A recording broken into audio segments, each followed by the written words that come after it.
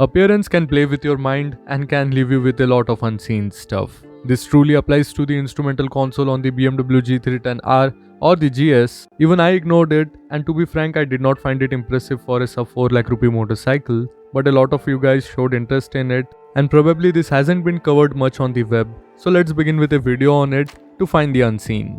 The display has got a neat non-confusing layout where the fuel is indicated on the left through these 9 bars. The usable capacity is around 11 liters. I do have more to discuss on this, which I will bring up further in this video. Then we have a digital clock on the top right corner. I am yet to figure out on how to switch it into 12-hour format from the present 24-hour format, but the startup screen shows AM and PM readouts as a sign of possible conversion to 12-hour format. Next we have a gear indicator which is very precise and perfectly synced with the shifts across the 6 gears. Unlike my RTR 200, the RPM readout is present at the bottom of the screen on the G310R. Label me old school, but I still prefer an analog meter for RPM readout, which is too much to ask on most of the modern machines. Now coming to the display particulars, we have the odometer followed by 2 trip meters. The best thing that I like about these trip meters is that they can record trips above 3 digits, that is they won't reset after 999 kilometers. For example, it easily recorded my recent trip to Hyderabad, which was close to 1500 kilometers. Next we have the engine temperature readout, which I believe is taken from the surrounding coolant. The radiator fan usually kicks in after exceeding 102 to 103 degrees Celsius. Then we have range that estimates the kilometer the motorcycle can travel with the present fuel in the tank. Although this is not perfect, but an intelligent system which estimates according to your riding style and make changes to the range. It also considers if your motorcycle is on side stand and recalculates the range once your side stand is up. Next we have the fuel consumption figure in liters per kilometer. This is basically the average fuel consumption in past 100 kilometers of riding.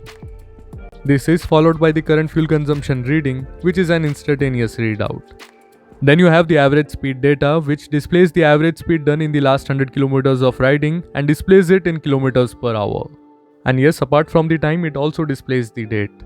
Apart from all of this, you will find indicators and warning lights on the left and the right side of the display. The indicator lights are on the left, which indicates the turn signal, the high beam, the green neutral light, and the low fuel indicator, which usually lights up when you hit the reserve fuel level. The motorcycle is smart enough to automatically switch the display into the range mode when the reserve indicator lights up in yellow, and gives an estimated kilometer range that can be done with the present fuel in the tank and your riding style. I really love this kind of hidden yet thoughtful features.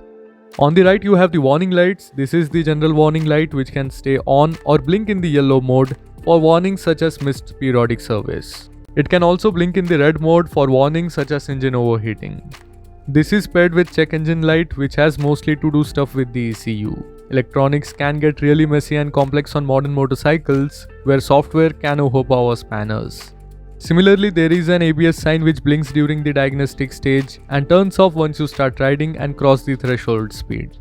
Next we have this unknown symbol, which has already made many of my riding friends curious. BMW labels this as a presence of photo sensor, which helps the display with adaptive brightness, which is again not known to many. This also has a backlight, which doubles up as a red line warning light, which alerts you once you cross 10,000 RPM. I guess that was a lot of info on the instrumental console, but there are some really interesting videos coming on your way. So that's it for this video, and I hope you guys have liked it.